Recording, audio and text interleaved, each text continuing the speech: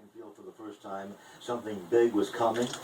No, we didn't, and it turned out to be a good move. It just shows you that fathers don't always know best. Sometimes the daughters know best, and she did well by making that decision to switch to track and field. And then on to Roberts Wesley. And talk now, Mark, about her move to Roberts Wesley after 4 years at Fredonia High School and competing in basketball, track and field out there. Yeah, she had scholarship in basketball. She had a few different colleges looking at her to come play basketball for them. And of course, when she did get the basketball scholarship, she wanted to do track, but her basketball coach was a little tight-fisted. Didn't want her to get injured on the track as long as they were giving her the scholarship for basketball. So he let her compete, but it was very limited. And then her senior year, he kind of gave her the free rein to go ahead and compete. When did she really start getting involved with the pole vaulting? How did that all come about? It was her senior year in college, and Rick saw her playing pickup basketball with some of the guys and just noticed her toughness and asked her if she wanted to try pole vault. And she really wasn't interested at first, but then finally gave it a shot. And her first, she may have been 9 feet going over, and I can remember her calling home and saying, "Oh, I did 10 feet." And we'd say, "Oh, good." We didn't know if that was good or bad, and she'd go 11 feet and then 12 feet. 13 feet, and it just kept going up.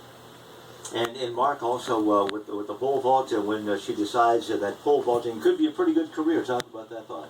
Well, yeah, she was in the last year of her master's program at Roberts Wesley, and I remember getting a phone call that said she was going to withdraw from school and continue to try pole vaulting to make a living. And at that time, I didn't even know there was a professional or an elite track and field. And we had no idea that she could make a living doing pole vault. We'd never heard of that. And of course, being a good parent, we encouraged her and said, "You can do anything you put your mind to, and we know that your toughness and your aggressiveness, and we know you've made good decisions in the past." And as soon as I hung up the phone, I looked at Sue and I said, "I think she's crazy." But you've had a chance to see her do it. And when you saw her do the pole vaulting at an amazing height, what were your thoughts then? Well, it was the first national championship that I think she jumped 14.3. It was at Cornell University, was it? I can't remember exactly where it was, but when she jumped that height, it took the national championship. And she was so naive to the scoring structure herself. She didn't even know she won the meet. Her coaches were all celebrating, and she was putting her poles away. She thought it was over. But it's been a great career so far, and as we said, 2012 the gold medal, and then 2016 perhaps we'll have to wait and see if it's a defending championship and the gold medal. But that's just 4 more years of tough training.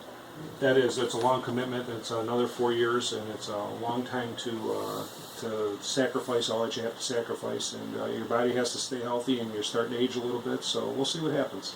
Thank you very much. We'll talk more during the next hour. Coming up with these Stasinskis, Sue and Mark here this morning on WDOE after these messages and ABC News.